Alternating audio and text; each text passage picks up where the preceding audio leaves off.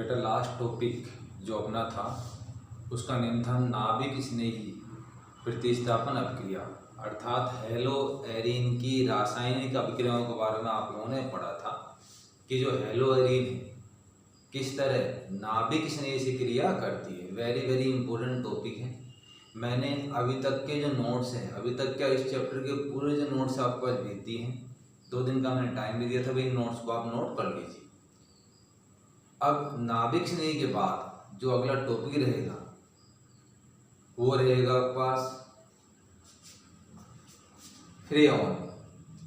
फ्रेऑन या free on, फ्रेऑन ये हमने 10वीं क्लास में भी नाम सुना था, इसका नामकरण भी हमने किया था। तो फ्रेऑन होता क्या है? जब कार्बन के साथ फ्लोरीन और क्लोरीन जुड़े हो, जब कार्बन के साथ फ्लोरीन और क्लोरीन जुड़ा हो तो इसको हम क्या कहेंगे? फ्रेऑन कहेंगे।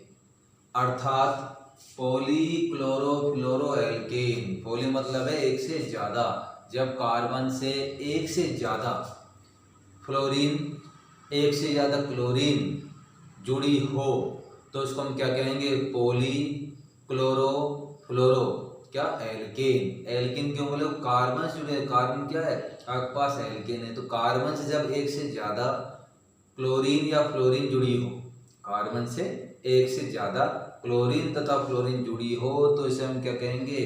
पॉलीक्लोरोफ्लोरोएल्केन अर्थात फ्रेऑन। क्या कहलाएगा? फ्रेऑन कहलाएगा। इसको हम शॉर्ट फॉर्म में CFC कहते हैं, क्लोरोफ्लोरोकार्बन।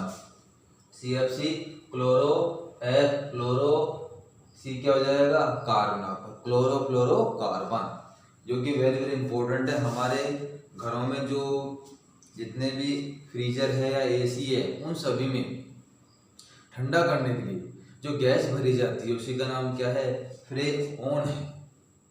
ये गैस अक्रियाशील होती है, अक्रियाशील होती है, किसी को हानि नहीं पहुंचाती है। लेकिन यदि ये गैस लीक हो जाए तो ये वातावरण में पहुंचकर अर्थात ओजोन में पहुंचकर ओजोन परत में छिद्र बना देती है। क्या बना देती? छिद्र। अर्थात ये जो गैस है ये ओजोन परत को क्या करती है? नष्ट कर देती है। यही कारण है कि दिन प्रतिदिन लोग AC और फ्रिज बहुत ज़्यादा मात्रा में काम में ले रहे हैं, जिससे इनसे लीक हुई गैस फ्रेऑन वो हमारे वायुमंडल में जा रही है, जिसके कारण जो ओजोन परत है वो क्या हो रही है? धीरे धीरे उसमें छिद्र होते जा रहे हैं। तो ये ओजोन परत के अपघटन के लिए जिम्मेदार है कौन? फ्रेऑन गैस। अब ये निर्माण कैसे होगा इसका वो देखिए आप यहाँ पे। जब CCl4 की अभिक्रिया, जब कार्बन टेट्राक्लोराइड की अभिक्रिया HF के साथ, किसके साथ? HF हाइड्रोजन फ्लोराइड के साथ एंटीमनी पेंटाक्लोराइड SbCl5 को हम क्या कहेंगे? एंटीमनी पेंटाक्लोराइड की उपस्थिति में कराई जाती है। कैसे होगा? हेलोजन का विनिमय होगा। कैसे होगा विनिमय? फ्लोरीन जाएगा, एक फ्लोरीन जुड़ेगा तो एक Cl क्या होगा? निकलेगा। तो 4 Cl है, एक Cl निकल गया, कितने रह गए? 3 Cl। एक Cl के स्थान पे क्या गया? F आ गया। ये तो जब कार्बन से क्लोरीन तथा फ्लोरीन जुड़ी होती है तो बनने वाले यौगिक को हम क्या कहेंगे? क्लोरोफ्लोरोकार्बन अर्थात फ्रेऑन, अर्थात फ्रेऑन।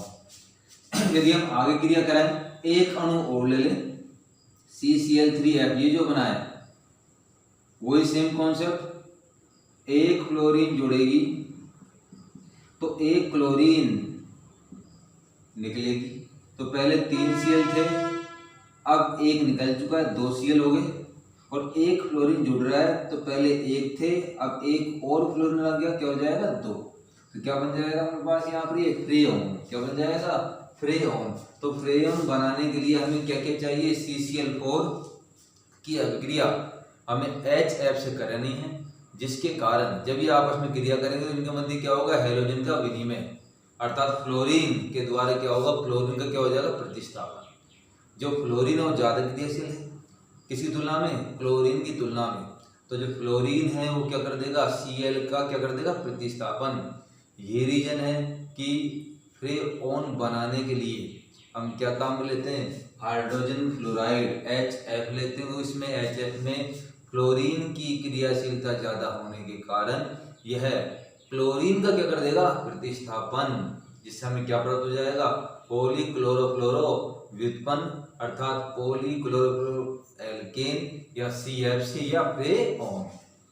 तो ये तो क्या बनाने की विधि, ये तो क्या बनाने की विधि हो गई है। अब नेक्स्ट टॉपिक जो आएगा वो आएगा कि फ्रेओन का नामकरण, फ्रेओन का नामकरण, कि इसका जो नामकरण वो कैसे किया जाता है।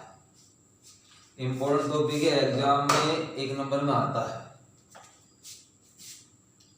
नामकरण।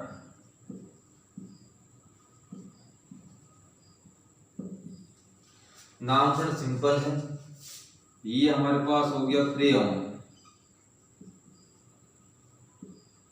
फ्रेओन XYZ। ये चीज हमें याद होनी चाहिए कि फ्रेओन XYZ, तो X क्या है, Y क्या है और Z क्या है।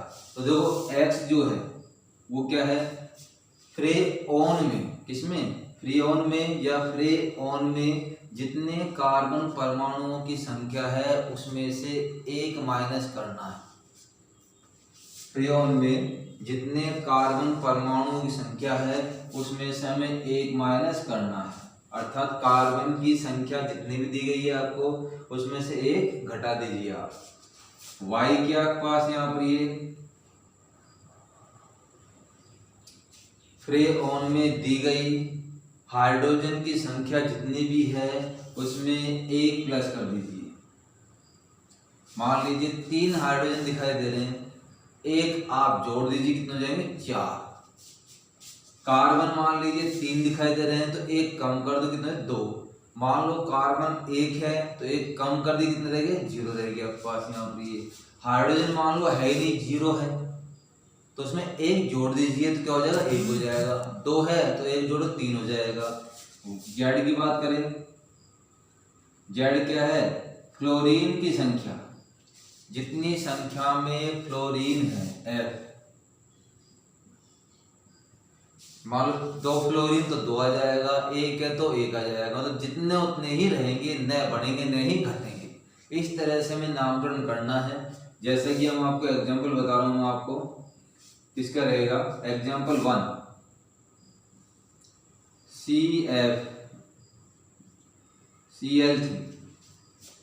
CFCl3 का हमें नामकरण करना है। तो देखो सबसे पहले हमें क्या देखना है, x बराबर, इसमें x क्या है, कार्बन की संख्या कितनी है उसमें 1 घटाना है। तो कार्बन की संख्या कितनी है, 1 है, 1 माइनस कर दो, क्या जाएगा, 1 माइनस 1 क्या जाएगा, 0। ऐसे ही y क्या है अपने पास, हाइड्रोजन की संख्या कितनी है उसमें 1 जोड़ना है। तो क्या हमें यहाँ पर हाइड्रोजन दिखाई दे रहा है, नहीं है, 0 है, 1 जोड़ दो, क्या हो जाएगी, 1 हो जाएगी। 0 प्लस 1 क्या हो जाएगा, 1 आपके पास। तो हाइड्रोजन की संख्या कितनी है, 0 है, 1 जोड़ दिए, क्या हो जाएगा, 1 हो जाएगा। उसके बाद है जेड क्या आपके पास, फ्लोरीन की संख्या, किसकी संख्या, फ्लोरीन की संख्या कितनी है इसके अंदर, देखो 1 है, ये 1 प्लस में जितनी है उतनी रहेगी, कितनी है, 1। मैंने क्या बताया, जेड क्या है, ये फ्लोरीन की संख्या है, तो जितनी संख्या फ्लोरीन की है वैसी रहेगी, न बढ़ेगी न ही घटेगी। तो क्या हो जाएगा, 1। तो इसका नाम क्या हो जाएगा, फ्रेओन। देखो फ्रेओन x की जगह क्या आ गया, 0, y के स्थान पे क्या आ गया, 1, z के स्थान पे क्या आ गया, 1। तो इसका नाम क्या हो जाएगा, CFCl3 का नाम क्या हो जाएगा, फ्रेओन 011। क्वेश्चन आता है कि भाई CFCl3 का नाम बताइए, नामकरण कीजिए। तो नामकरण क्या हो जाएगा, फ्रेओन 011। इस तरह क्वेश्चन आएगा।